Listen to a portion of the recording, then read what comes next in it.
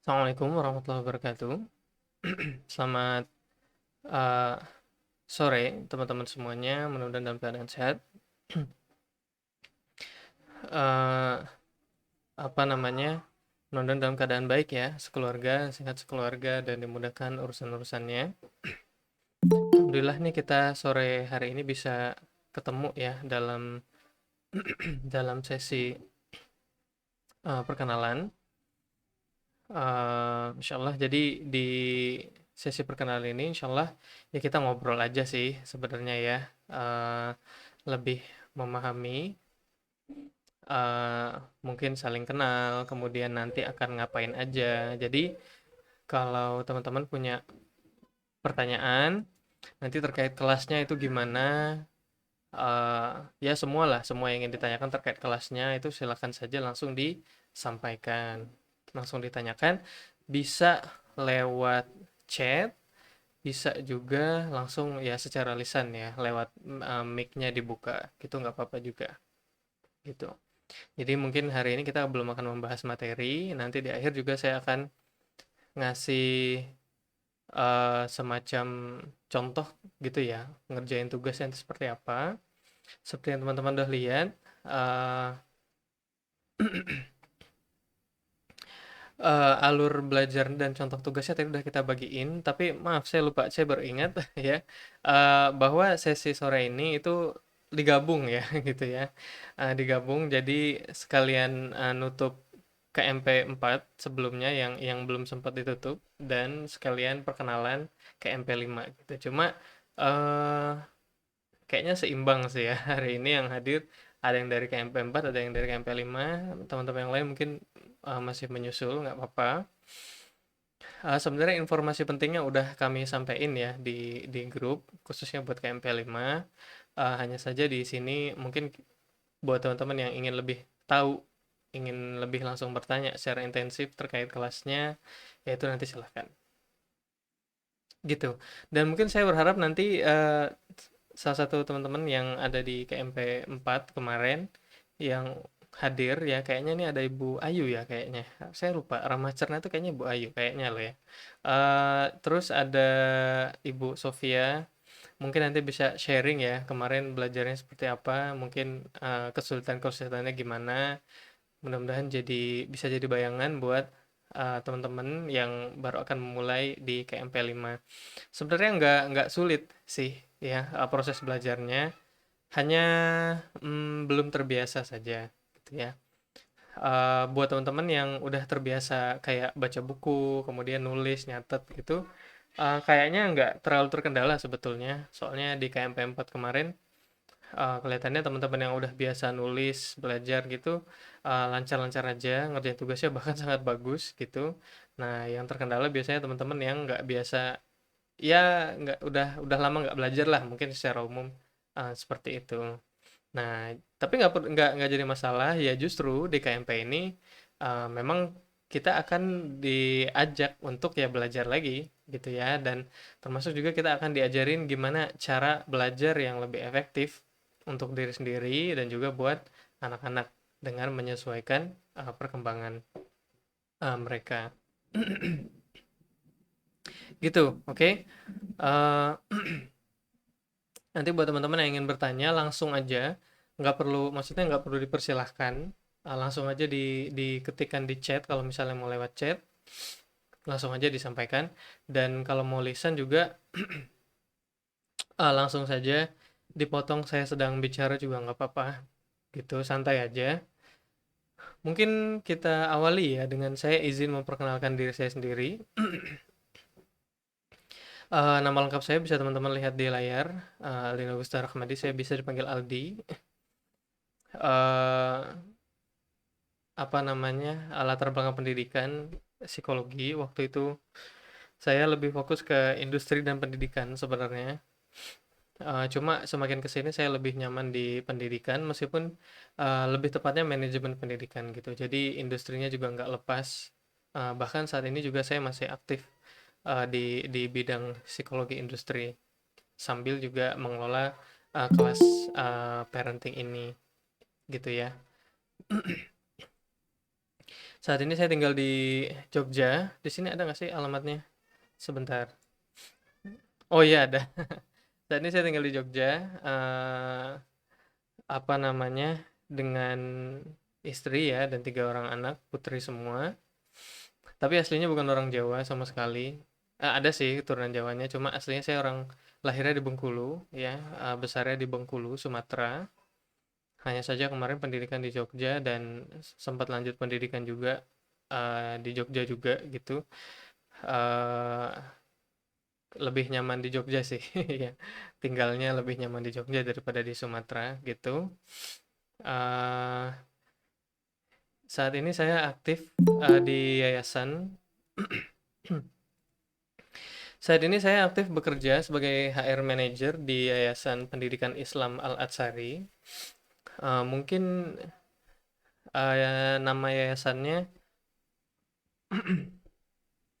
nggak terlalu akrab ya, karena memang ya yayasan yang menaungi saja sebetulnya.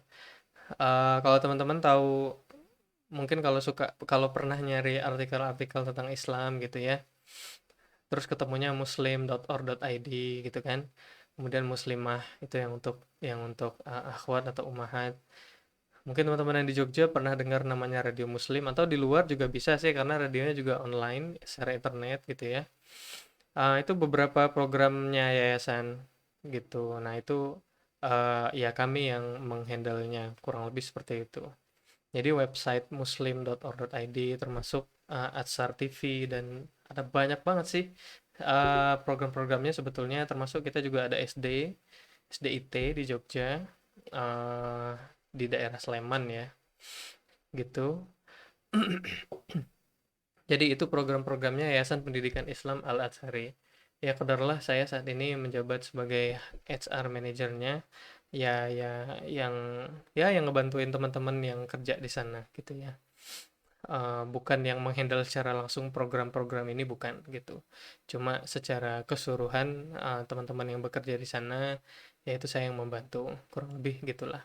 Nah, di samping itu juga saya juga mengelola, seperti yang teman-teman tahu, Parenting Plus.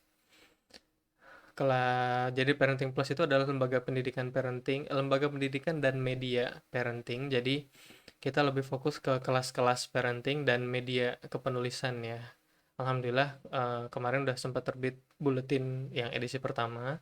Memang untuk buletin ini masih baru banget gitu, cuma kita tetap ada konten-konten dan yang lainnya.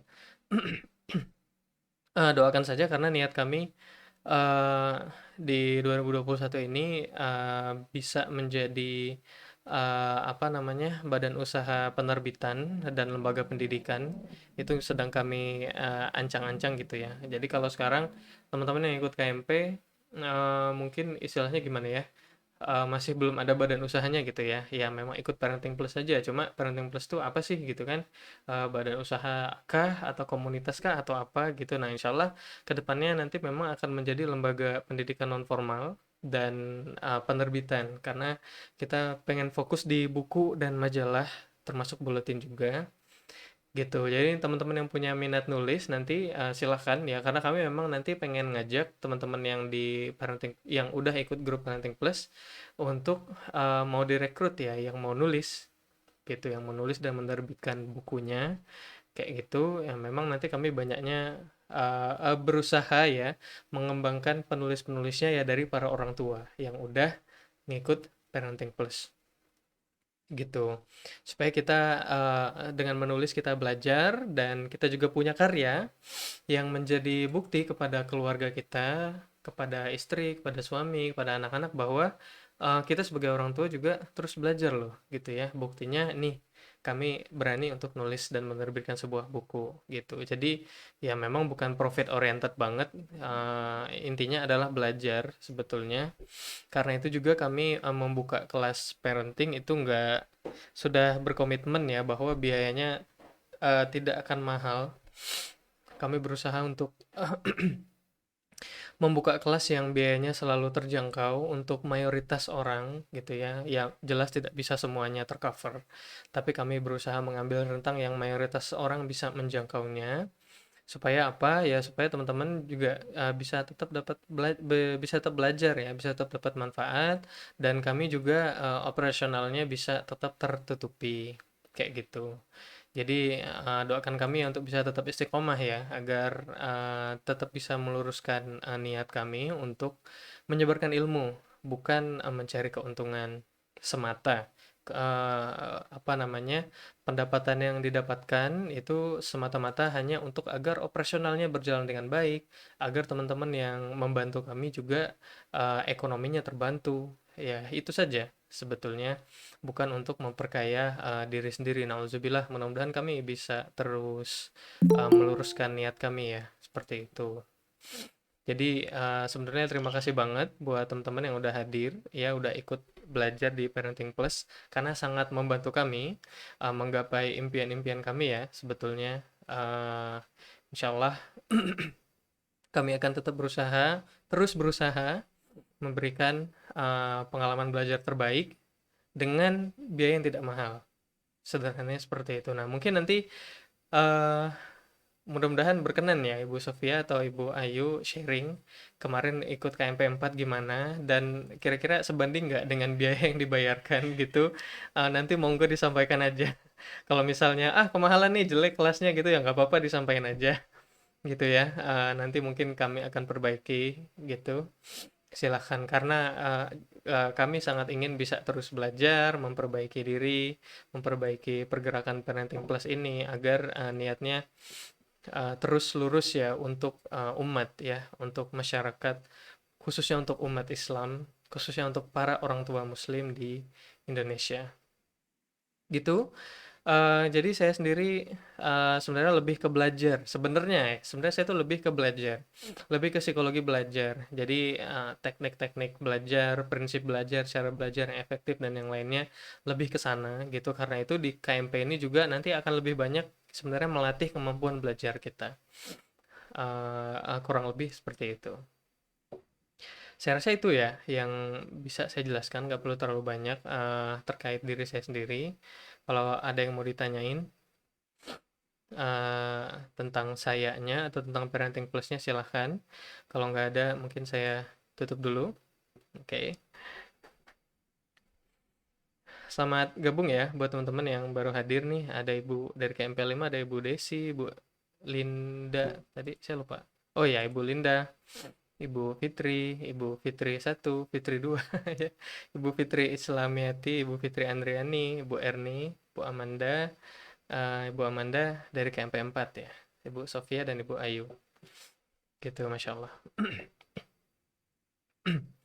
Em, buat teman-teman di KMP 4, kalau masih ada yang mau ditanya terkait materi itu nggak apa-apa ya. Kalau teman-teman di KMP 5 juga ya nggak apa-apa juga sih sebenarnya. Ya bebas aja, silakan mau nanya apa aja lah, selama saya mampu menjawab, monggo aja. Gitu. Selamat bergabung Ibu Yustin, mudah-mudahan sehat ya keluarga. Oke, jadi sedikit saya berikan gambaran tentang KMP itu seperti apa. Sekali lagi teman-teman yang mau nanya, langsung aja ya, langsung aja diketikin di, lembar apa, di chatnya gitu, atau potong saya lagi bicara juga nggak apa-apa. Karena saya juga agak sedikit batuk, jadi maaf ya, ada banyak, iklannya gitu. eh ya, jadi teman-teman bisa lihat di layar, inilah dua dua poin penting yang akan kita pelajari di KMP itu adalah, A dan B ya, teman-teman bisa lihat di sini, mudah-mudahan kebaca. Kalau misalnya layarnya nggak penuh, maaf, tampilan materinya nggak penuh, itu silahkan diputer ya HP-nya di landscape gitu, jadi layarnya penuh tampilannya gitu, dan lebih besar. Oke, jadi di poin penting, poin utama yang akan kita pelajari di KMP adalah A dan B. A yaitu bagaimana kita memahami kebutuhan perkembangan anak. Oke, karena setiap anak kita di setiap rentang usianya pasti punya ciri-ciri perkembangannya, pasti punya kebutuhan perkembangannya.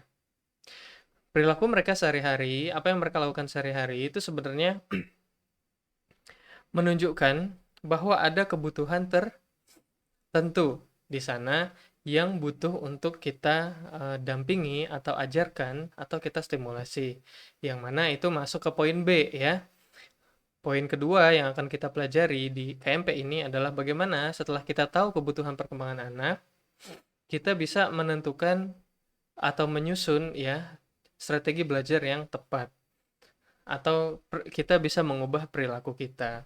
Kita bisa mengubah mungkin cara bicara kita. Ya, sangat banyak yang mungkin bisa kita ubah, nanti sangat tergantung pada bagaimana kebutuhan perkembangan anak yang muncul. Karena seringkali kebutuhan perkembangan anak yang muncul itu nggak dalam perilaku yang mungkin terkesan baik atau bisa diterima gitu. Malah banyak sebetulnya apa namanya perilaku yang muncul pada anak-anak kita itu justru perilaku yang mungkin cenderung menyulitkan kita gitu atau membingungkan kita atau ya yang negatif lah yang nggak enak lah kurang lebih seperti itu. Nah, hanya saja itu sejatinya ya, dengan pemahaman yang benar, itu sebetulnya bukanlah sebuah keburukan pada anak-anak kita. Itu adalah sebuah tanda bahwa poin B tadi, kita perlu melakukan sesuatu. Kita perlu mengubah sesuatu atau kita perlu menstimulasi sesuatu kepada mereka. Misalnya seperti itu. Nah, jadi itu yang poin pokok utama ya, pokoknya ya yang akan kita pelajari. Bagaimana kita pahami kebutuhan anak-anak kita, intinya kita punya gambaran secara lebih luas tentang anak-anak kita, lalu bagaimana kemudian kita menyesuaikan perilaku kita, atau pendidikan kita, atau keseharian kita, agar menyesuaikan kebutuhan anak-anak tadi sehingga pas. Nah, saya selalu memberikan analoginya sebagaimana kita mau beli sepatu atau pakai sepatu gitu ya. Tentunya kalau kita menggunakan sepatu, kita mencari sepatu yang ukurannya pas dengan ukuran kaki kita. Kalau sepatunya kekecilan, jelas ya sulit dipakai, ya toh. Kalau sepatunya kebesaran, ya kalau dipakai jalan atau lari ya pasti lepas. Nah, seperti itu kurang lebih anak-anak kita. Ya, saat perilaku kita itu terlalu menekan perkembangan mereka, yaitu kita memberikan sepatu yang terlalu sempit. Sehingga mereka pasti akan menolak, menimbulkan perilaku-perilaku yang apa namanya? Berupa penolakan ya, sehingga muncul masalah-masalah yang sebetulnya bisa kita hindari. Nah, sementara kalau pendidikan yang kita berikan itu belum sesuai, belum capable dengan kemampuan mereka, itu seperti kita memberikan sepatu yang ukurannya kebesaran, nggak mempan, nggak kena, gitu. Nah, itulah kenapa contohnya gimana sih?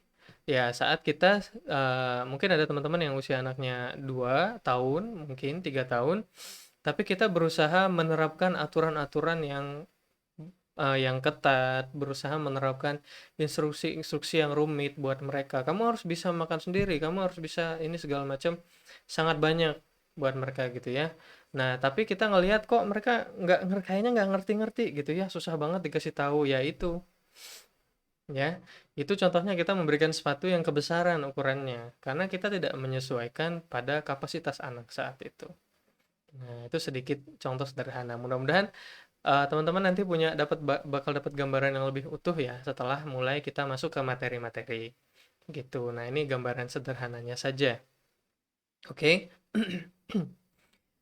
Jadi kenapa sih pentingnya kita mendidik anak tuh sesuai dengan perkembangan mereka? Sederhana aja. Anak-anak yang dididik sesuai dengan kebutuhan perkembangannya itu sangat besar kemungkinannya menjadi anak-anak yang mandiri. Itu adalah ciri suksesnya ya. Ciri suksesnya kita menyesuaikan cara kita atau pendidikan kita pada kebutuhan perkembangan anak secara otomatis atau secara alami mereka mesti akan jadi anak-anak yang mandiri belajar ya. Mandiri dalam apa saja? Intinya mandiri dalam mengelola dirinya. Baik itu dalam tugas sehari-hari, dalam belajar ya, dalam menentukan dia pengen apa gitu. Dia ingin belajar apa yang menarik buat dia, bagaimana dia mengenal dirinya sendiri. Nah, itu manfaat-manfaat positif itu ya, insya Allah bisa kita dapatkan jika kita mau ya berjuang menyesuaikan cara mendidik kita dengan kebutuhan perkembangan anak-anak gitu. Tapi teman-teman perlu ingat atau perlu pahami bahwa jelas prosesnya nggak cepet ya. Nah, tentang seberapa cepat prosesnya itu insya Allah nanti teman-teman akan lebih dapat gambarannya di saat kita udah masuk ke materi-materi. Oke, jadi itu tadi ya tujuan utama kita adalah menemukan memahami kondisi perkembangan anak. Lalu bagaimana kita bisa menyusun ya, atau memperbaiki perilaku kita agar menyesuaikan kebutuhan perkembangan anak-anak. Nah, mungkin perlu saya berikan apa ya, ya persiapan lah ya buat teman-teman khususnya yang di KMP 5. Eh tadi udah disampaikan sih di grup ya. Cuma insya Allah saya ingin menyampaikan lagi. eh Saran saya ya teman-teman eh komitmen gitu ya. Menyesuaikan ya, mulai mengatur ya, mengkondisikan dirinya, pikirannya, jadwal-jadwalnya, waktunya gitu ya, selama 5 hari ke depan, agar kita bisa dapat manfaat yang maksimal gitu. Karena ini hanya 5 hari kok ya, sebenarnya nggak terlalu lama kok, dan sebenarnya tugasnya nggak banyak gitu. Hanya saja yang mungkin akan kita hadapi selama 5 hari ke depan itu adalah sesuatu yang tidak biasa, atau mungkin kita belum terbiasa. Nah, yang namanya sesuatu yang belum terbiasa mesti terasa sulit gitu di awal. Apalagi buat teman-teman yang belum biasa, misalnya menulis gitu ya, udah jarang banget nulis catatan atau nulis apalah gitu ya. Nah, itu mungkin akan merasa tertantang gitu. Nah, ini pentingnya perspektif kita ya. Kita melihatnya 5 hari ke depan sebagai tantangan. Oke? Bukanlah hambatan, bukan sebuah kesulitan. Gitu. Jadi, eh, saya ingin memberikan analogi ya. Kalau misalnya nih, mungkin nggak tahu ya, mungkin teman-teman yang muda di sini ada yang dulu pas mudanya pernah ikut apa pecinta alam mungkin ya. Mungkin teman-teman ada yang pernah ikut naik gunung atau gimana gitu ya, hiking. Nah, kalau naik gunung itu kan ada yang namanya jalur ya, jalur naik gunung yang memang memang itu dibuka ya oleh oleh pengurusnya di sana ya, atau oleh komunitas pecinta alam lainnya. Sehingga jalur setapak tersebut bisa kita lewati ya kan untuk mencapai eh, puncak gunung misalnya atau tempat perkemahan. Nah, jalur tersebut ya kan kalau karena dia banyak dilewati orang, teman-teman bisa lihat jadi rumputnya nggak tumbuh-tumbuh lagi gitu ya di jalur yang biasa dilewati tersebut, atau tumbuh sebenarnya cuma lama gitu ya. Karena apa? Karena dia terus dilewati.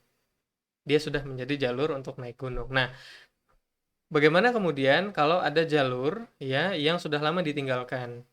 Jalur naik gunung yang udah lama ditinggalkan oleh para pendaki gunung misalnya.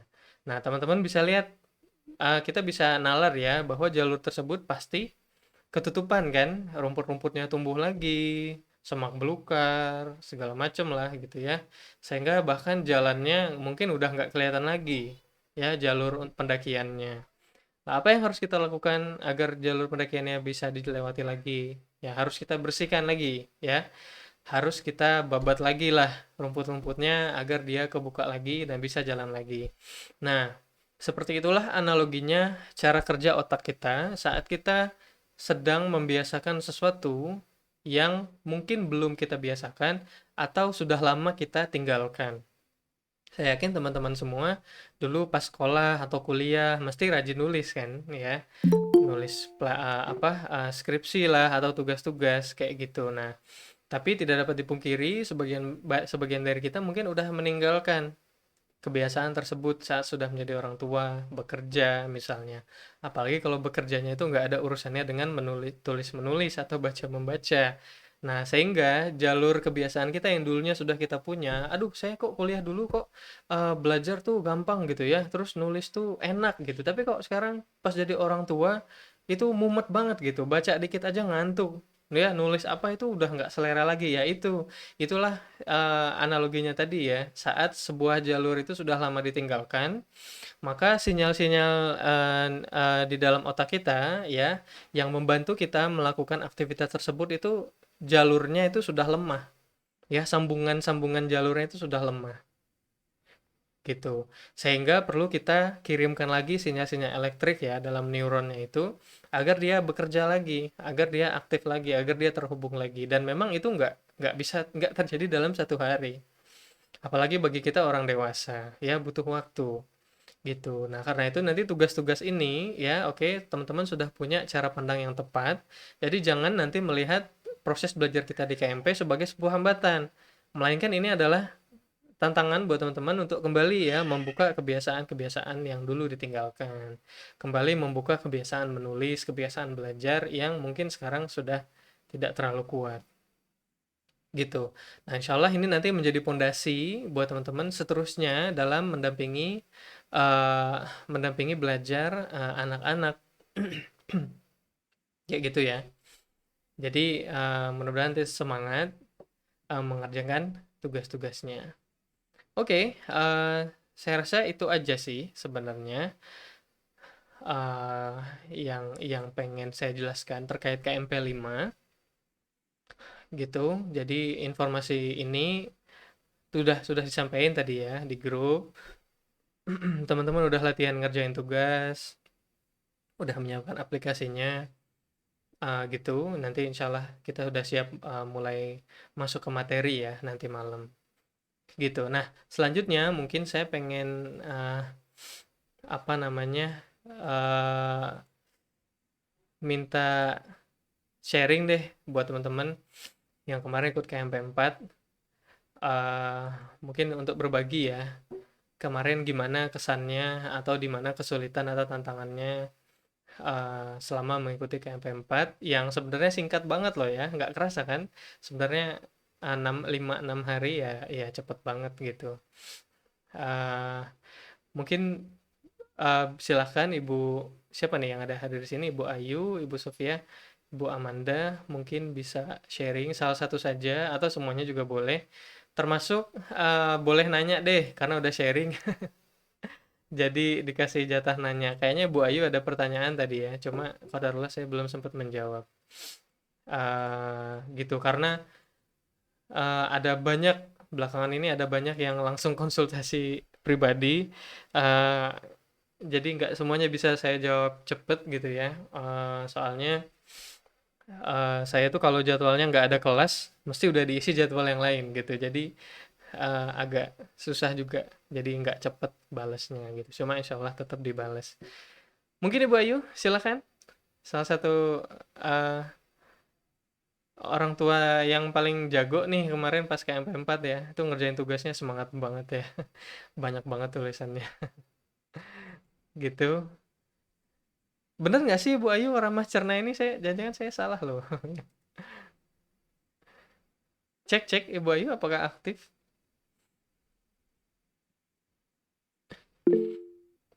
Oh bener ya. Gimana Ibu Ayu bersedia untuk sharing lewat mic? Kalau lagi nggak bisa nggak apa-apa loh ya. Nanti mungkin Ibu Sofia atau Ibu Amanda. Gimana Ibu Ayu? Silahkan.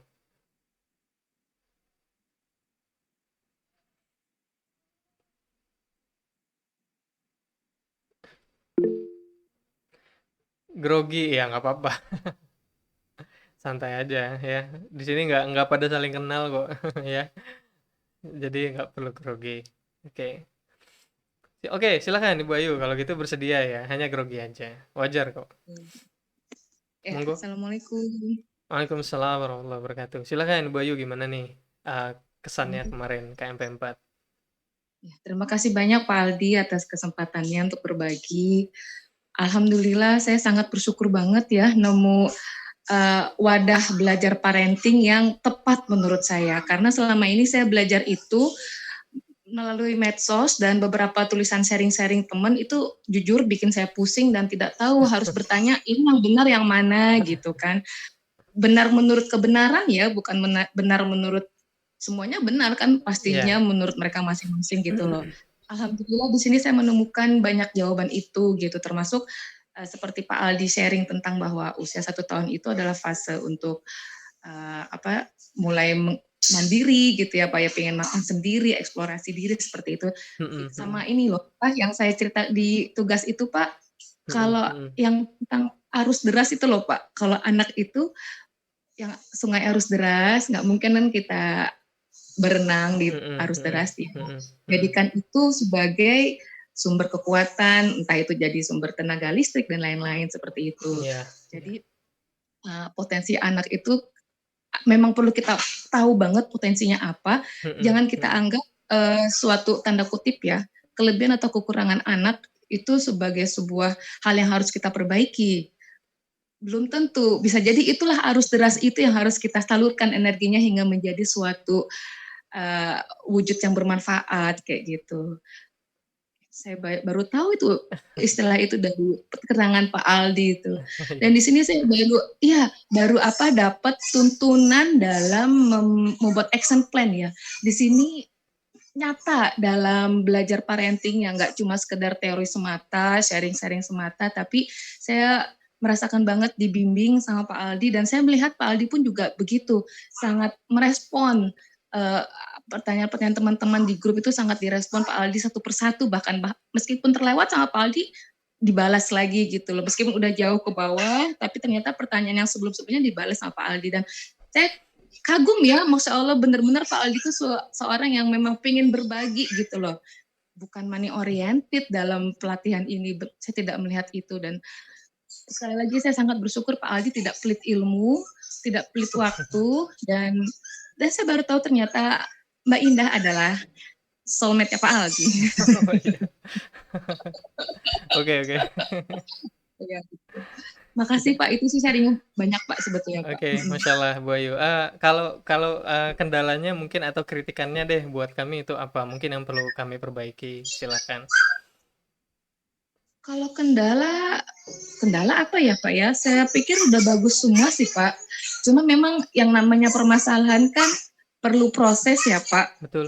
Itunya penyelesaiannya perlu proses. Jadi ya kalau kendala pribadi sebetulnya kalau pengennya sih Pak Aldi langsung terjun yang bantuin kita, tapi kan itu nggak mungkin gitu kan. Jadi ya kendalanya kami harus belajar kembali Pak, memperkuat pemahaman yang Pak Aldi sharing, dari link-link yang Pak Aldi sharing itu bagus-bagus semua, dan saya baru banyak yang tahu loh Pak dari sharingan Bapak itu. Oh ya, saya pikir saya udah banyak tahu parenting, ternyata belum banyak tahu ya. Gitu. Ya, oke. Masya Allah, makasih Bu Ayu. Gimana pertanyaannya, mau dilanjutin atau? Nah ini dia anaknya Pak Adit Dede Putih. Gini Pak, kalau saya pegang handphone pasti dia ngedeketin minta handphone. Oke. Iya, 22 bulan Bu ya. 22 bulan, iya. Oke, gimana? Mau ditanyain di sini? Mau kita bahas sekilas di sini? Silakan. Malu nggak ya Pak saya? Nggak apa-apa untuk menurut pelajaran saya aja. Ini bisa jadi pengalaman sih Bu ya buat orang tua lainnya. Boleh Pak, sharing Pak. Boleh. Oke. Mungkin saya bacain aja ya pertanyaannya secara sekilas Bu Ayu ya. Boleh Pak, silakan Pak. Terima kasih sebelumnya Pak. Iya, sama-sama Ibu Ayu, saya juga terima kasih. Jadi mungkin saya izin merespon dulu ya tadi yang disampaikan oleh Bu Ayu. Sebenarnya gini, sebenarnya ini yang juga saya rasakan ya teman-teman ya, karena saya yang juga terjun di dunia pendidikan parenting dan yang lainnya. Otomatis ya saya juga kadang melihat gitu ya bagaimana parenting yang lain gitu ya, baik itu media, tokoh atau apa gitu, bagaimana mereka istilahnya bergerak gitu ya, mengedukasi masyarakat gitu. Nah, satu poin penting yang saya temui adalah kita itu pertama information-nya itu terlalu scattered ya, terlalu tersebar-sebar gitu. Saya melihat banyak tokoh parenting atau media parenting atau lembaga apalah gitu ya, yang mencoba mengedukasi masyarakat, eee, tidak memulainya secara terpola, melainkan lebih kepada mengikuti, apa namanya, mengikuti, tren ya, mungkin bahasanya itu ya, lebih kepada mengikuti tren, yang ramenya apa, yang ramenya inner child, bahas inner child, yang ramenya luka pengasuhan, semuanya bahas luka pengasuhan, yang ramenya bahas self love, semuanya bahas self love, kayak gitu. Ramenya apa, ininya apa gitu. Padahal bukan itu sebuah itu bukanlah sesuatu yang salah sebetulnya. Hanya saja gini, banyak dari kita yang ingin belajar parenting atau mengelola diri sendiri, simple ya, kita belum punya basicnya. Kita belum punya ilmu alatnya. Kita belum punya pondasi yang tepat untuk belajar itu gimana gitu, dalam memahami anak-anak kita mungkin, atau dalam termasuk dalam mengubah diri kita sendiri ya, memperbaiki diri kita sendiri. Informasi yang tersebar di dunia online itu sangat yang ada di dunia online itu sangat tersebar-sebar ya, saling tidak berhubungan, sulit bagi kita untuk menemukan jadi sebenarnya intinya mana, saya harus mulai dari mana. Mungkin itu yang dirasakan juga oleh Ibu Ayu, termasuk saya sendiri juga melihatnya. Jadi ini sebenarnya gimana gitu ya. Oke, memang penting membahas inner child, membahas self love, membahas tantrum dan yang lain itu penting ya, tapi ada dasarnya yang harus kita punya. Nah ini tuh kasusnya sama seperti kalau kita belajar Islam tapi kita nggak belajar tauhidnya dulu, kita buru-buru belajar sholat, buru-buru belajar apa misalnya, tentang sholat sunnah, buru-buru belajar tentang adab dan akhlak dan yang lainnya, sehingga saat kita sudah belajar adab dan akhlak tersebut misalnya gitu, atau kita belajar tentang sholat, tentang sunnah, kita merasa sulit menerapkannya. Kenapa? Karena kita nggak punya basic yang kuat, yang mana basicnya adalah tauhid ya. Saat tauhidnya kuat, maka kita berusaha belajar apa saja ya yang di bawah tauhid itu, insya Allah akan lapang. Kita yakin dalam menerapkannya, kita mantep dalam menerapkannya. Nah itulah yang terjadi kalau kita itu nggak fokus kepada basicnya dulu di mana sih. Nah, perkembangan adalah salah satu basic yang penting untuk dimiliki oleh setiap orang tua. Kalau kita pengen mendampingi anak-anak dengan benar, ya, dalam tumbuh kembang mereka. Dalam perkembangan ini, kita bisa insya Allah ya, kita jadi punya panduan dalam menghadapi monggo, masalahnya apa? Masalahnya tantrum kah? Masalahnya apa? Ya, uh, nggak bisa ngerti kah? Susah belajar kah? Males nulis kah? Males membaca kah? Segala macam. Dengan pondasi paham perkembangan ini, insya Allah kita punya gambaran. Nah, nanti kalau sudah paham cara kerja perkembangan, paham cara menganalisis perkembangan anak, barulah kita kembangin ilmu kita, skill kita di yang lainnya. Misalnya tadi tentang membaca, tentang tantrumnya, ya tentang makannya mungkin, tentang minat bakat misalnya, barulah kita kembangin ke sana. Gitu. Saya melihat bahwa ini adalah basic. Ya jelas ini basic karena kami di psikologi kami nggak belajar tantrum ya, kami belajar human development, kami belajar child development, kami belajar perkembangan anak. Yang mana perkembangan anak ini menjadi dasar dari semuanya. Dasar dari semua permasalahan psikologis yang ada pada anak-anak, termasuk pada kita juga. Gitu. Nah, itulah yang Parenting Plus coba berikan ya pada teman-teman sebetulnya. Itu, jadi yang pertama kendalanya memang benar ya, informasi terlalu tersebar. Yang kedua, karena informasi yang terlalu banyak itu kita jadi information overload. Oke, kita jadi terlalu banyak yang kita pelajari. Ya, teman-teman di sini monggo, mungkin udah udah baca parenting dari mana saja, udah nonton video dari mana saja, segala macam, yang mana itu bagus, tapi otak kita, kemampuan kita tidak didesain untuk mengolah informasi sebanyak itu secara sekaligus.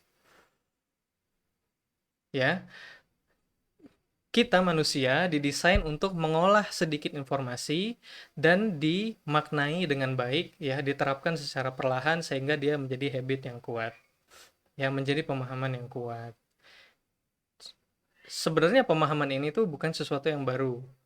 Ini kita bisa lihat dari apa? Dari perjalanan ya sejarah Rasulullah Shallallahu Alaihi Wasallam, ya, beliau saja manusia yang diciptakan terbaik, tapi ya oleh Allah Subhanahu Wa Taala itu dikasih proses belajarnya itu 23 tahun. Kenapa? Ya manusia terbaik saja ada kapasitas dalam belajar, dalam menerima informasi. Ya, Al-Quran turun, diterapkan, dimaknai, diamalkan, diajarkan selama 23 tahun. Lah kita yang banyak dosanya dan jauh dari manusia sempurna, ya berusaha menerapkan semua ilmu parenting dalam 1 bulan. Gimana caranya? Nonsense, nggak mungkin. Tidak seperti itu cara manusia bekerja. Nah, inilah salah satu dampak dari perkembangan teknologi sebetulnya, perkembangan internet ya, perkembangan media sosial. Gitu. Jadi buat teman-teman, saran saya ya, selama 5 hari ke depan, ditutup dulu, belajar parenting dari sumber-sumber yang lain, fokuskan dulu ke sini. Bukan bukan saya menyampaikan ini artinya ini yang paling bagus itu bukan ya, bukan seperti itu. Tapi ini agar teman-teman bisa benar-benar fokus memahami ya, ini salah satu pondasi penting yang perlu kita punya sebagai orang tua, yaitu perkembangan anak. Ya, jadi saran saya silakan ditutup dulu informasi-informasi parenting lainnya supaya kita nggak terdistraksi, supaya kita nggak terganggu dan nggak bingung ya selama 5 hari ke depan itu. Jadi bener ya yang Ibu Ayu rasakan sebenarnya saya juga merasakan. Oke, fokusnya kita nggak fokus ya, kita nggak tahu fokusnya di mana dalam belajar parenting. Insya Allah. Terima kasih Bu Ayu atas sharingnya.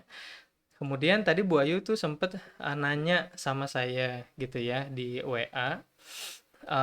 Mungkin nggak bisa saya tampilin di sini karena nanti agak ribet ya. Cuma sederhananya begini, anak beliau yang laki-laki ya, usia 22 bulan, beliau sampaikan bahwa sudah kurang lebih 3 minggu ini senang sekali memegang kemaluannya, kayak gitu, dan juga pantatnya gitu ya. Eh, Cenderung di sini beliau sampaikan kayak dipegang kemudian dengan 2 tangan gitu ya, apa popoknya ya, diapersnya itu dipelorotin, kemudian diperlihatkan kayak gitu ya, kemaluannya. Nah, di sini Bu Ayu sampaikan bahwa beliau dan suami sudah berusaha, kelihatannya ya anak itu kayak mau melucu gitu ya, eee kayak mau minta diganggu, minta perhatian gitu ya. Nah, Ibu Ayu dan suami sudah berusaha untuk menghalau, untuk menghentikan kebiasaan tersebut, cuma mungkin belum ketemu ya, belum belum belum ketemu perbaikannya seperti apa. Saya rasa kurang lebih gambarannya seperti itu ya, permasalahan Ibu Ayu, mudah-mudahan bisa tersampaikan. Gitu. Oke, kalau coba kita analisis ya, eh di sini ada pertama ya, ada kecenderungan apa namanya memegang alat kelamin. Kemudian kelihatannya menurut Ibu Ayu sepertinya dia itu mencari perhatian, gitu kan? Dan dijelasin atau dihalangin itu masih malah tambah ngeyel gitu. Nah, karena Ibu Ayu udah ikut KMP, jadi saya tanya, kira-kira perilaku ini itu lebih ke aspek mana, Bu? Dari 4 yang udah kita pelajari. Silahkan, Ibu Ayu. Aspek. Nah, justru itu yang saya bingung, Pak. Ah, Anak silahkan. ini termasuk ceria, nggak jarang marah, jarang tantrum, seneng iseng, emang seneng usil anaknya, Pak. Iya, seneng iseng, usil, ya. Iseng, usil, itu aspek apa? Gitu. Emosi ya, Pak? Iya, ya, sosio emosional. Sosial emosional ya. Oke, ya.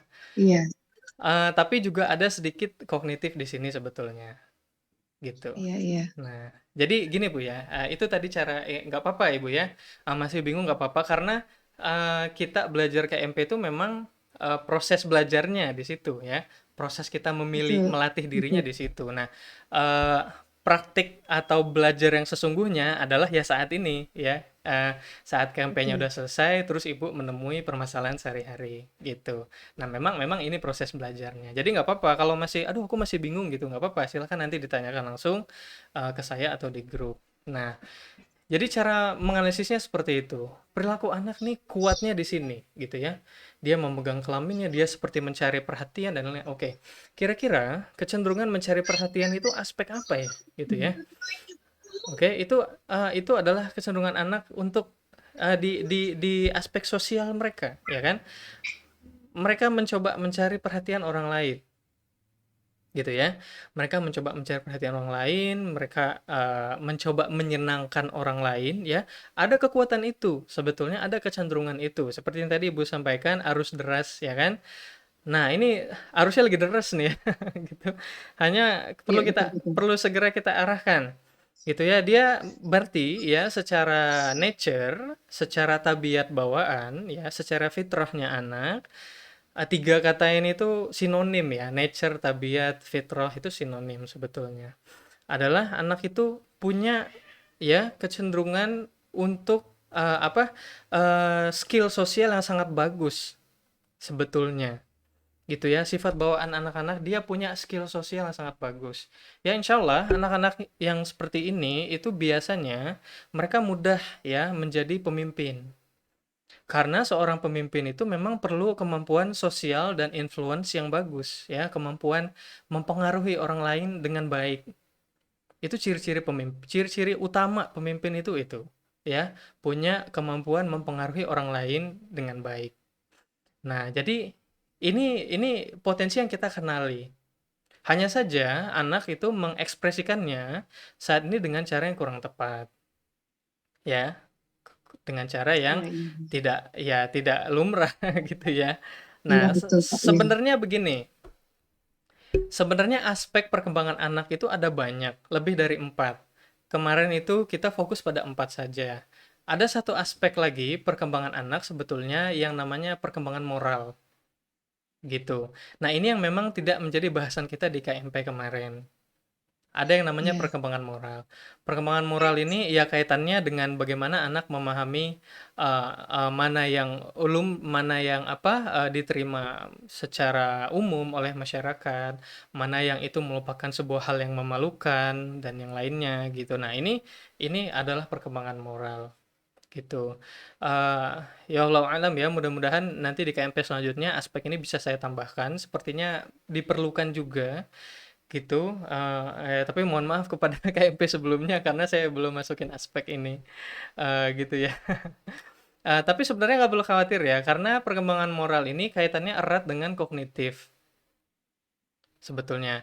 Kaitannya erat dengan kognitif dan sosial, gitu. Karena bagaimana anak memahami ya moral-moral, nilai-nilai moral yang bagus ya, kesopanan ya, kewajaran gitu kan, yang mana yang ini memalukan, ini merugikan orang lain dan yang lainnya, itu sangat tergantung ya pada bagaimana keseharian mereka di dalam keluarga, bagaimana keluarga itu sehari-hari menerapkan ya kebiasaan kesopanan dan yang lainnya. Nah, saya yakin ibu juga mesti sudah menerapkan cara yang tepat ya, menerapkan kebiasaan yang bagus dan saya yakin, anak ya jelas ya tidak terpapar seperti pornografi, porno aksi, ya kan? Nah, kalau memang tidak ada itu, artinya ini sangat erat kaitannya tadi saya sampaikan selain sosial, juga dengan kognitif. Ciri-ciri kognitif itu apa sih? Kemarin kan kita udah belajar, 1 tahun, 2 tahun itu adalah saatnya mereka explore, ya, eksploratif. Memang mereka berusaha memahami segala macam hal yang ditemui di sekitar lingkungannya, baik itu di luar dirinya termasuk juga di dalam dirinya. Ya, dalam hal ini alat kemaluannya, kayak gitu kan. Nah, anak belajar mengenali ini tuh apa, fungsinya apa, kenapa bentuknya kayak gini, dan yang lainnya, kayak gitu. Oke. Eh, Saat ini ya, dari sampai pada saat ini kira-kira Ibu udah mulai ketemu belum ya? Berarti saat ini pemahaman yang salah ya pada kognitif anak itu apa kira-kira terkait fungsi alat kemaluan?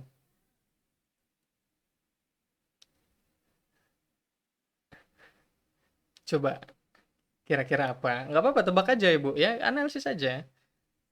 Oh, ini Pak, mungkin ini ya, saya pernah salah juga sih. Jadi Mhm mhm. saya tuh memang sebelumnya tuh ya, memang mandiin anak itu sekaligus sayanya juga ikut mandi Pak, gitu loh. Saya Oke mandiin, jadi oke. kami kalau mandi bertiga gitu loh. Karena kalau saya nggak kayak gitu, kadang saya bablas nggak mandi gitu loh. Karena kan habis urusan anak-anak, lanjut ngurusan yang lainnya gitu. Oke Jadi oke. saya biasa juga ikut mandi, saya akhirnya mandi bertiga gitu. Terus akhirnya saya mulai menyadari, kata suami, udah jangan mandi bertiga meskipun dia masih kecil, tapi tetap juga kan namanya aurat kayak gitu.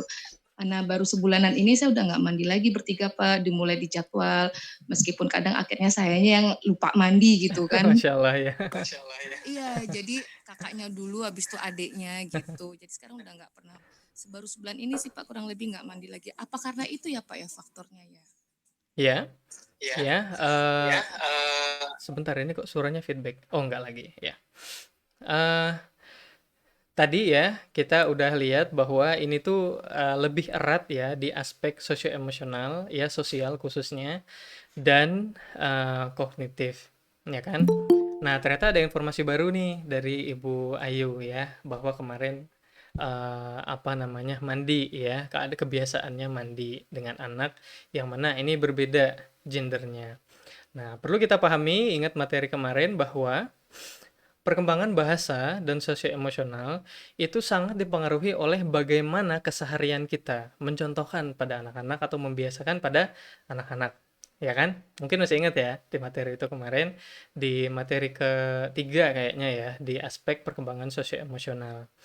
Nah, namanya anak saat saat mandi ya ya wajar ya mereka bermain segala macam kan di usia ini gitu ya, 2 tahun ini. Nah, kira-kira kemudian secara kognitif, kira-kira mungkin nggak ya, kemudian anak memahami bahwa ya, eee mereka berinteraksi ya, saling, gini, mandi tidak tidak tertutup aurat ya, terlihat kemaluannya, kemudian dalam mandi itu ada permainan, ada pengalaman yang menyenangkan, gitu ya, bercanda segala macam, main air dan yang lainnya. Kemudian dua hal ini terkorelasi pada pemahaman anak-anak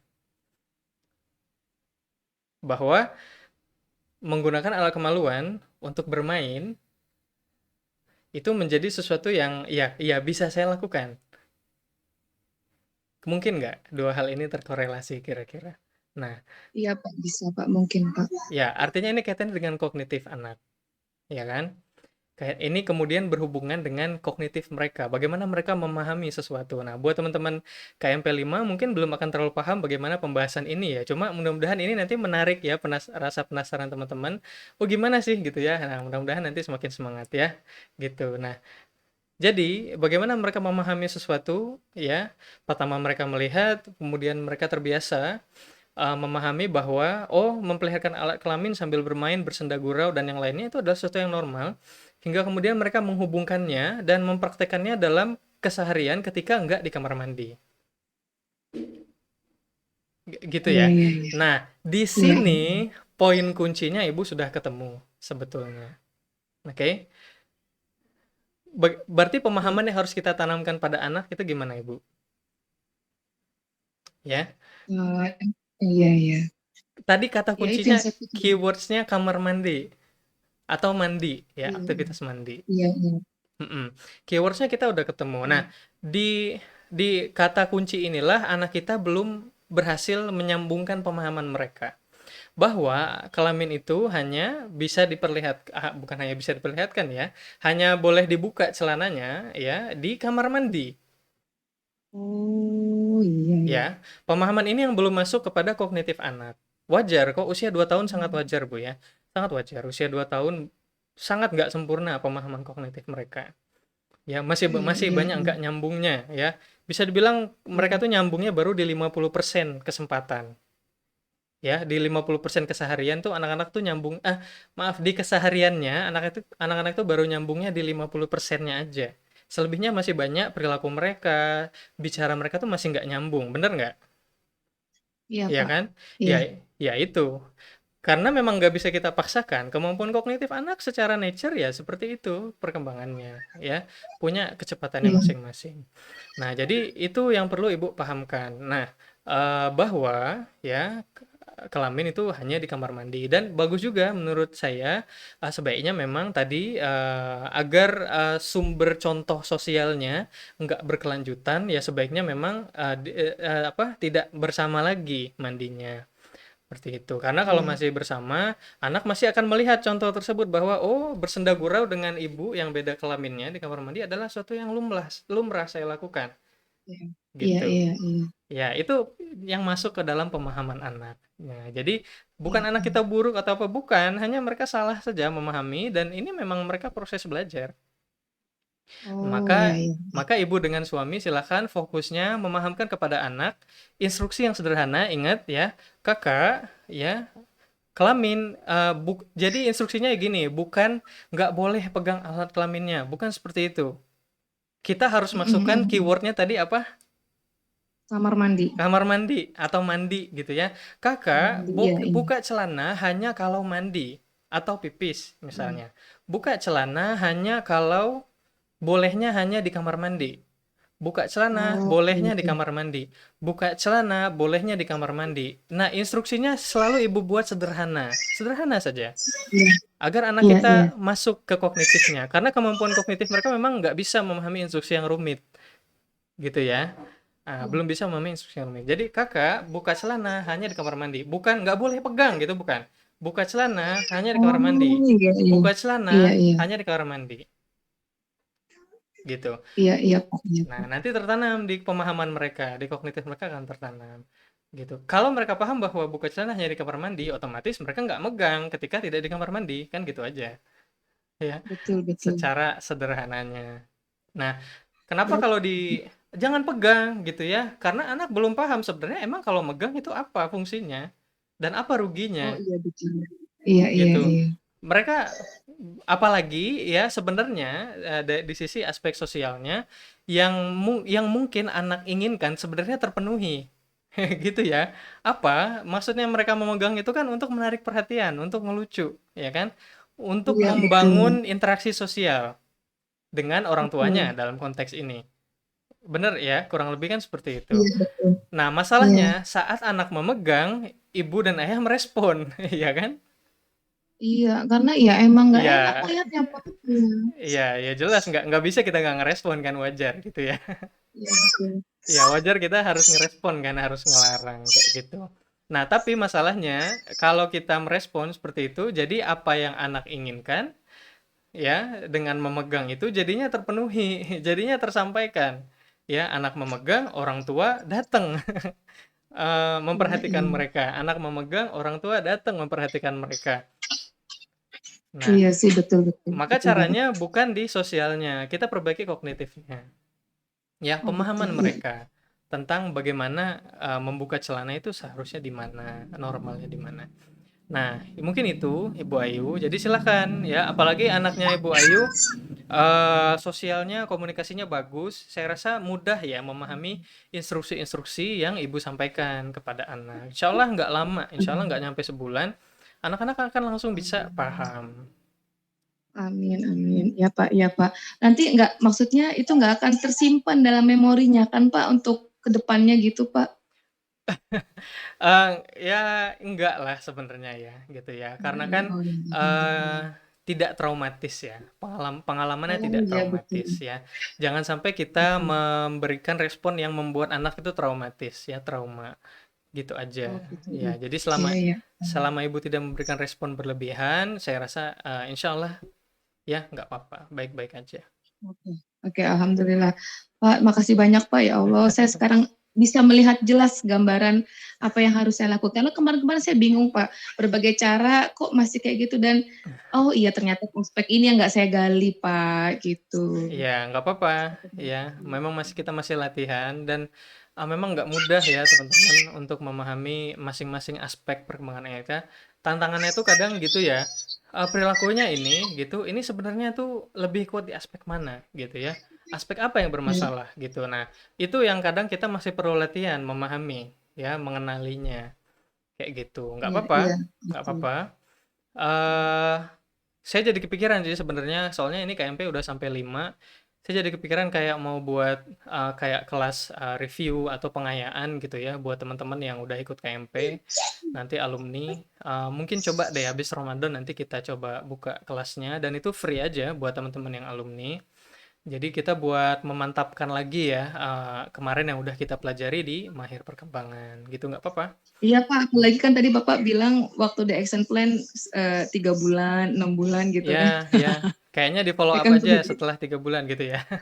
iya Ya, kayaknya gitu. habis Ramadan itu pas, kayaknya itu udah tik-tik 3 bulan kayaknya ya. Habis Ramadan Oh, itu iya berarti betul. bulan sekitar Mei ya. April, Bulan Mei, iya Mei. April kan mulai Ramadannya. Saya rasa itu Oh pas, nggak iya, apa-apa insya Allah nanti kita buat aja kelas pengayaan termasuk buat teman-teman di KMP 5. Nanti iya, kita buat apa ngulangin gitu ya. Ngulangin materi-materi yang iya, udah kita pelajari termasuk juga kendala-kendala yang saat ini udah diterapkan. Saat itu ditemui ya bisa kita bahas bersama iya, gitu. alhamdulillah. Masya Allah, Betul. terima kasih Bu Ayu. Jazakallah khairan kasiron Pak Ya, Aldi. khair, jazakillah khair. Ya Ya. itu, satu lagi mungkin masukan saya buat Bu Ayu, mungkin ini adalah waktu yang tepat. Mungkin ini adalah pertanda ya bahwa ini adalah waktu yang tepat buat Ibu Ayu mulai mengajarkan ke anak-anak tentang pendidikan seksual. Nggak apa-apa, ya. Kalau anak sudah seperti itu, dia menunjukkan ketertarikan secara alami pada alat kelaminnya, Mm-mm. bisa jadi ada kecenderungannya memang anak itu ya ya gampang dapat jodoh lah gitu. Ya. Amin Pak, amin. Karena Mhm. ya ada ketertarikan tersendiri di alat alat kelaminnya. Biasanya memang Ya. ya ini ciri-ciri anak-anak yang secara seksual ya, mereka appealing gitu ya. Mereka mudah Oh menarik gitu. perhatian lawan bicaranya, ditambah lagi dengan skill sosial yang bagus. Nah, ini hati-hati nanti banyak yang naksir kalau udah gede, ya itu jangan Oh, sampai pacaran. seusia gini aja udah banyak yang ini Pak. Dia suka tatapan matanya tuh suka bikin salting gitu loh. Ya itu Tatapan ya, matanya. itulah Oh, itulah nature anak-anak kita yang oh kemudian gitu. perlu kita kenali dan kita arahkan, ya kan? Perlu kita kelola, Iya, iya. perlu kita Iya, optimalkan. iya, Nah, iya. menurut saya ini bagus saat yang tepat buat ibu untuk mengajarkan pendidikan seksual. Oh, iya. Kalau saya tuh punya buku tentang ensiklopedia alat kelamin gitu, tapi buat anak-anak memang dia Oh, kartun gitu ada ya. ya. Eh, saya lupa judul bukunya apa, kayaknya masih ada sih. Nanti coba saya fotokan, mungkin ibu nanti bisa cari. Jadi itu memang Oh, iya, buat iya. anak-anak ya, mengajarkan alat-alat kelamin, fungsinya buat apa dan gimana, cuma tidak secara vulgar. Iya, iya, iya. Dan itu memang kartun isinya, gambar-gambar. Oh, gitu. Iya, Gitu. iya, Nah, iya. nanti silakan mulai bisa Hmm. dibacakan pada anak-anak. Ingat, membacakan itu lebih ke kognitif, ya. Iya, Membacakan iya. itu kognitif kosakata, tapi kalau bicara itu Sosial, langsung langsung emosional. dia sosial dengan langsung sosial. Gitu. Kadang-kadang kita Sosial, salah pemahaman. emosional. Kita ngelatih kemampuan bicara anak-anak dengan memperbanyak membacakan buku. Itu bisa, tapi efeknya Hmm. nggak besar, gitu ya. Oh, Membacakan iya. buku itu kognitif, lebih ke kognitif. Bagaimana mereka memahami suatu konteks, mereka memahami suatu kisah, suatu cerita, ya, konsep sebab akibat itu dengan dibacakan buku dan menambah kosakata. Tapi kalau aktif bicara itu dengan langsung interaksi di dalam keluarga. Hmm, hmm, hmm, Gitu. hmm. Iya, iya, Pak. Ya, silakan Ibu, ini saat yang tepat Jelas, ya Pak. untuk memberikan pendidikan seksual buat anak-anak lebih dini. Masya Allah. Alhamdulillah. Jelas banget, Pak. Gitu. Sekali lagi, Pak. Jazakallah khairan, Oke, Kak ya Siron. sama-sama Ibu. Khair jazakallah ya. Oke, Masya Allah itu ya, kan jadinya malah lama ya. Karena ya itu ya, untuk memahami anak-anak memang kita perlu diskusi yang intensif. Dan eh, ya alhamdulillah buat teman-teman KMP 4, KMP 5, karena mulai KMP 4 kemarin itu memang kelasnya dibuat lebih intensif ya. Sebelumnya KMP itu isinya bisa sampai 40-50 orang dan itu kurang dapat memang sebetulnya gitu. Hanya seberapa orang aja yang bisa intensif. Nah, karena saya ngerasa aduh ini banyak-banyak tapi nggak dapat ilmunya gitu, maka sejak KMP 4 itu kami membukanya kelasnya sedikit saja lah orangnya, tapi ilmunya bener-bener dapet, gitu. Nah, alhamdulillah di KMP 5 ini bisa lebih fokus lagi ya, karena hanya 11 orang, Masya Allah, ini pas banget untuk bisa lebih intensif. Oke, mungkin itu yang bisa saya sampaikan terkait tadi ya, KMP 4. Sedikit gambaran ya buat teman-teman di KMP 5, apa yang akan kita bahas, apa yang kita pelajari. Ya seperti tadi kurang lebih ketika saya diskusi dengan Ibu Ayu gitu ya. Jadi nanti kita diskusinya lewat WA dan juga lewat Google Meet sesuai jadwal yang udah dibagiin. Jadi nanti silahkan dioptimalkan. Untuk di WA itu nanti saya kebanyakan nanti responnya lewat voice ya, lewat suara. Jadi tetap bisa intensif diskusinya dan itu dibahas satu persatu di setiap permasalahan teman-teman gitu. Nah, kuncinya teman-teman mesti ngerjain tugas ya. Karena nanti pokok bahasan kita itu sangat menggunakan tugas yang sudah dikumpulkan gitu. Nah, jadi tugasnya ini sebenarnya bukan kayak tugas sekolah ya, bukan tugas benar salah gitu, bukan. Benar salah terus dinilai gitu, bukan. Sebenarnya tugasnya itu adalah agar saya punya data untuk membantu menganalisis ya teman-teman sekalian. Gitu, agar saya punya bahan untuk kita sama-sama mempelajari ya anak-anak teman-teman ya masing-masing gitu. Jadi semangat nanti ngerjainnya ya, ngerjain tugasnya jangan pelit. Maksudnya tulisnya dijelaskan, diceritakan sebaik mungkin, sepanjang mungkin kayak teman-teman curhat gitu nggak apa-apa ya, karena justru itu akan sangat membantu saya, membantu kita ya untuk bisa menganalisis permasalahan anak-anak dengan lebih tepat gitu. Jadi ingat bukan tugas benar salah kok ya. Melainkan kepada kayak refleksi ya, kayak kita menuliskan catatan kayak gitu. Oke, mungkin itu sebelum saya akhiri sesi penutupan dan perkenalan ini sekalian ya, meskipun nggak ideal sepertinya. Monggo buat teman-teman KMP 5 ada yang ingin ditanyakan terkait nanti gimana? Ada Ibu Erni, Ibu Fitri, Ibu Linda, Ibu Desi. Silahkan, apakah ada yang ditanyakan terkait kelasnya? Monggo. Iya, siapa dulu? Salah satu aja juga nggak apa-apa deh. Ya kecuali kalau emang udah jelas semua ya nggak apa-apa juga sih. Ya, Masya Allah.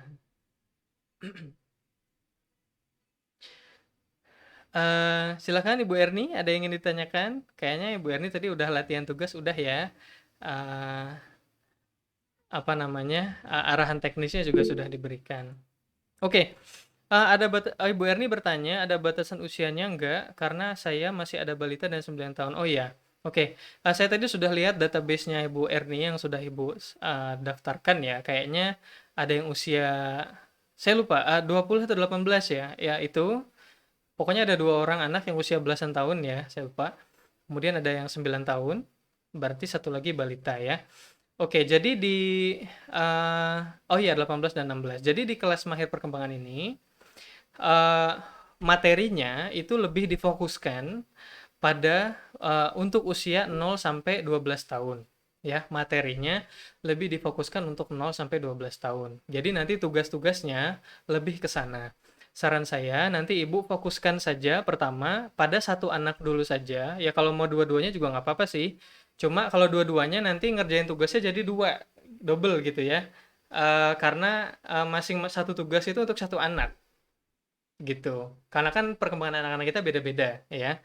Nah, cuma kalau ibu mau yang balita dan 9 tahun nanti nggak apa-apa, silahkan. Tapi yang ngerjain tugasnya jadi dua kali gitu. Kalau memang sanggup nggak apa-apa. Tapi kalau ingin fokus dulu ke satu saja nggak apa-apa. Karena ini kan satu anak ini nanti menjadi bahan ya istilahnya media latihan kita saja gitu ya. Jadi media latihan nanti cara kerja yang sama ya bahan materi yang sama bisa ibu gunakan untuk anak yang lainnya. Ya, misalnya yang 9 tahun gitu. Nggak apa-apa. Jadi fokuskan dulu di kelas ini satu anak dulu saja. Saran saya loh ya, agar kita benar-benar bisa memahami cara belajarnya gimana sih, ya, cara memahami anak kita itu gimana. Nanti diterapkan ke anak yang lainnya. Itu yang pertama. Yang kedua, kalau ibu punya pertanyaan terkait anak yang usia 18 dan 16 tahun juga nggak apa-apa gitu ya. Cuma itu nanti bisa disampaikan di sesi pertanyaan atau sesi diskusi ya di WA atau di Google Meet gitu. Cuma memang materinya nggak ada yang untuk usia 18 dan 16 tahun. Memang kita nggak fokuskan ke sana. Karena itu sangat beda sekali ya, bahasannya sangat beda untuk di bawah 12 dan remaja serta dewasa awal itu sangat beda sekali pembahasannya gitu. Tapi ibu tetap kalau ada yang mau ditanyakan, silahkan, nggak apa-apa. Ya, insya Allah saya akan berusaha membantu semampu saya. Gitu, Ibu Erni ya. Ada lagi Ibu Erni yang mau ditanyakan? Silahkan. Atau teman-teman yang lain, Ibu Fitri, Andriani, Ibu Linda, Ibu Desi, silahkan ya. Jangan ragu, lewat chat aja nanyanya juga boleh, nggak harus lewat mic. Sebelum kita akhiri ya, mungkin sekitar 7 menit lagi, ya, 17.30. Ya, terima kasih Bu Erni sama-sama ya, khair jazakillah. Mudah-mudahan bermanfaat ya. Insya Allah nanti malam kita mulai masuk ke materi pertama, santai aja. Materinya nggak banyak kok, ya, tugasnya yang banyak. Ya, itu. Itu, oke. Kalau gitu saya kasih kesempatan sekali lagi, Bu Fitri, Bu Linda, Ibu Desi, ada yang ingin ditanyakan?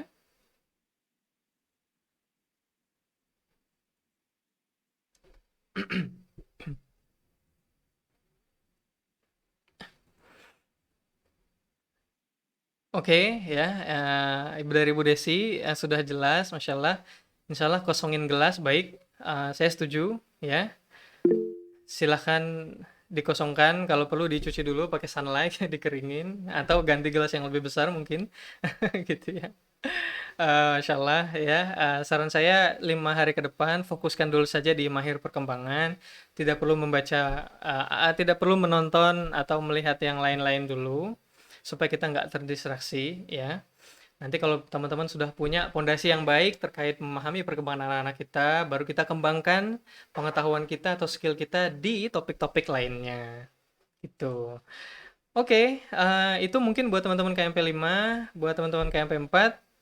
Terakhir, masih ada 6 menit, ada yang mau ditanyakan? Satu saja. Ibu Gina, Ibu Rahma, Ibu... Udah sih ya, sisanya itu. Tadi Ibu Sofia udah keluar karena ada uzur. Uh, Gimana, Ibu Gina, Ibu Rahma, ada yang ingin tanyakan?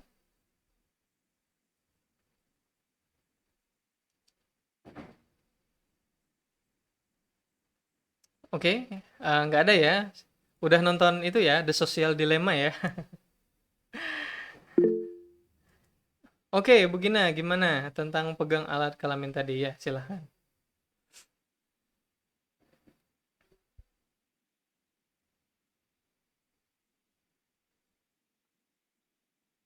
Oke, sambil Ibu Gina uh,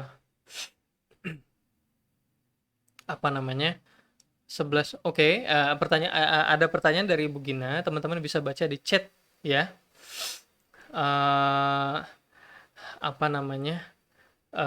Di Google Meet-nya itu ada menu chat-nya, kalau kalau belum ketemu ya itu bisa baca di chat, jadi kita bisa sama-sama baca pertanyaan dari yang teman-teman yang masuk. Jadi ada pertanyaan dari Ibu Gina. Kalau 11 bulan megang merogoh popoknya itu gimana? Nur Ibu gimana? Saya kembaliin deh karena Ibu udah belajar nih.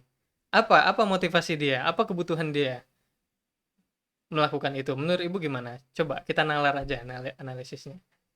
Silahkan.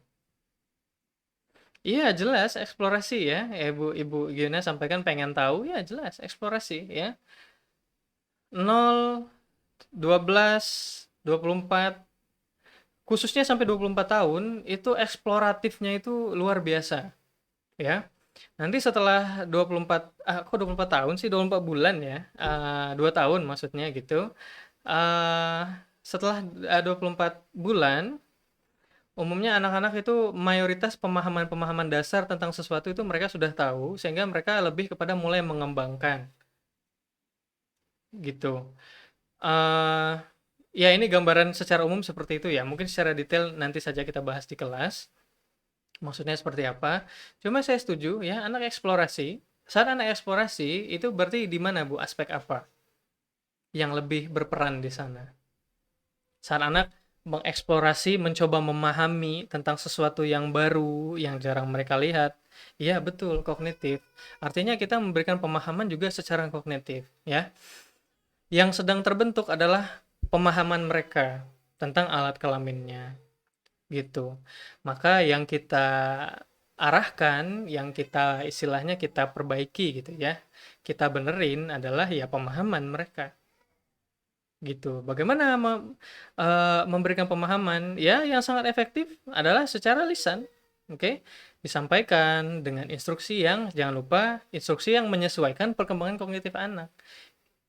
Artinya mereka hanya bisa mengerti satu instruksi, maka berikan instruksi yang sederhana, satu saja, gitu. Misalnya gitu. Tapi menurut saya ya, selama masih popok saja itu nggak apa-apa sebetulnya, gitu ya.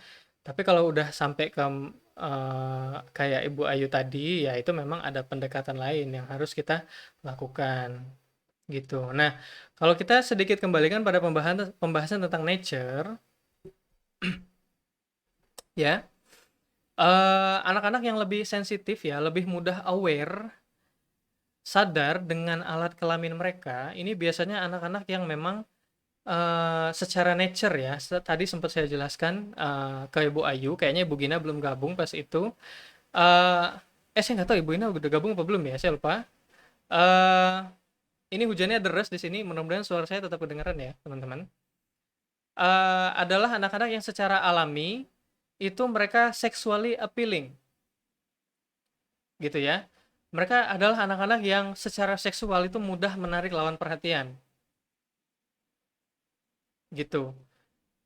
Secara nature-nya seperti itu, umumnya yang terjadi, ya. Karena nggak banyak memang ya anak-anak yang lain ya yang mereka uh, tidak terlalu mudah aware ya dengan dengan kelaminnya ya, ya itu ya nggak terlalu gitu. Maksudnya gimana sexually appealing itu? Ya ini mereka anak-anak yang biasanya nanti cepet ya mudah tertarik dengan lawan jenisnya, gitu. Mereka mudah tertarik dengan aktivitas-aktivitas yang dengan lawan jenisnya. Itu salah satunya. Gitu ya. Mereka mudah tertarik dengan konten-konten yang arousal ya. Konten-konten atau pembicaraan-pembicaraan, informasi-informasi yang menumbuhkan gairah mereka. Gitu. Apakah ini sesuatu yang buruk? Tidak. Tidak kalau kita mengarahkannya dengan benar. Ingat bahwa setiap nature ya anak-anak kita itu ada fungsinya ya kan. Kemarin udah kita pelajari ada fungsinya saat mereka nanti menjadi individu yang utuh. Ya, bisa jadi mereka nanti akan menjadi istri atau suami yang baik secara seksual. Kayak gitu kan? Dan ini kan penting dalam rumah tangga. Benar nggak? Ya benar tuh. Ya kan? Menjadi istri atau suami yang baik secara seksual, ya itu sangat penting menentukan kualitas hubungan rumah tangga. Hanya saja tantangannya, ya kalau misalnya kita sekolahkan di sekolah umum, mereka berada di lingkungan yang pacaran dan yang lainnya, itu mereka sangat mudah tertarik dengan hal-hal yang seperti itu. Umumnya seperti itu, karena nature-nya sudah kayak gitu. Gitu. Nah, jadi silahkan ya. Artinya salah satunya tadi, untuk anak-anak yang seperti ini, kita bisa lebih awal memberikan pendidikan seksual kepada mereka. Nggak apa-apa. Ya, dan jangan ragu, dan harus melibatkan, ya walaupun dalam kasusnya Ibu Gina mungkin ada tantangan gitu ya, harus melibatkan uh, uh, suami, misalnya seperti itu. Ya, kalau anaknya laki-laki, suamilah yang lebih tepat memberikan pendidikan seksual pada anak laki-laki. Ibu, ya istri, lebih tepat kepada anak perempuan. Karena ada kesamaan gender ini pengaruhnya sangat besar dalam pendidikan seksual. Gitu. Jadi silakan ya. Uh, itu tadi ya. Kita udah belajar tentang nature dan nurture, berarti nature anak ke sana. Ingat bahwa nature mereka itu ada fungsinya yang sangat bermanfaat buat mereka nantinya. Hanya saja kita perlu menyiapkan ya pendampingan kita dengan cara yang tepat. Oke? Itu mungkin Ibu Gina mudah-mudahan tergambarkan ya dari penjelasan saya. Tentu masih banyak yang kurang, saya mohon maaf. Oke, Masya Allah. Nikmat sekali ya kita diskusi sore hari ini. Ada teman-teman dari KP4 yang sharing, ada teman-teman dari KMP5 yang juga pengen tahu gimana belajarnya. Nah, mudah-mudahan teman-teman KMP5 dapat gambaran ya. Jadi ini nih yang akan kita bahas, yang akan kita pelajarin di insya Allah selama 5-6 hari ke depan. gitu ya. Nah, saya rasa itu aja yang bisa saya sampaikan. Mungkin sekalian di sesi diskusi ini sekalian saya menutup ya KMP 4. Terima kasih buat teman-teman KMP 4 yang udah belajar. Ingat bahwa belajar kita belum selesai. Justru kemarin itu kita baru punya satu alat untuk belajar dan kita meneruskan belajar kita. Mudah-mudahan nanti kami bisa membuka ya apa namanya kelas pengayaan ya, kelas pengulangan untuk mereview kembali perkembangan yang udah kita pelajari dan bagaimana penerapan teman-teman selama 3 bulan ya atau mungkin selama yang sudah diterapkan kayak gitu. Dan saya juga izin ya berarti membuka KMP 5 ya. Selamat bergabung teman-teman KMP 5. Insya Allah semangat ya kita belajar selama 5-6 hari ke depan gitu. Itu saja yang bisa saya sampaikan. Mudah-mudahan ada manfaat yang bisa kita ambil dari diskusi sore ini. Ada pertanyaan dari Bu Gina terakhir, ada rekaman Google Meet-nya? Ada Ibu ya rekamannya, nanti akan saya upload. Mungkin sore atau malam ya, malam kayaknya. Nanti akan di-share kembali di KMP 4 dan KMP 5 juga, dua-duanya akan di-share. Jadi teman-teman yang belum sempat ikutan, bisa ikutan ya, nonton rekamannya. Gitu. Oke, mungkin sekali lagi terima kasih ya atas kehadiran teman-teman. Kita tutup ya dengan sama-sama membaca doa kafaratul majlis. Subhanakallahumma bihamdika. Itu saja, sampai ketemu lagi teman-teman ya. KMP 4 nanti akan kami pindahin ke grup alumni KMP 5. Yuk kita mulai belajar malam ini ya. Semangat. Selamat sore. Semoga selalu sehat dan lapang ya rezekinya. Selalu diterima amal ibadahnya sekeluarga. Assalamualaikum warahmatullahi wabarakatuh. Ya, terima kasih teman-teman sekalian.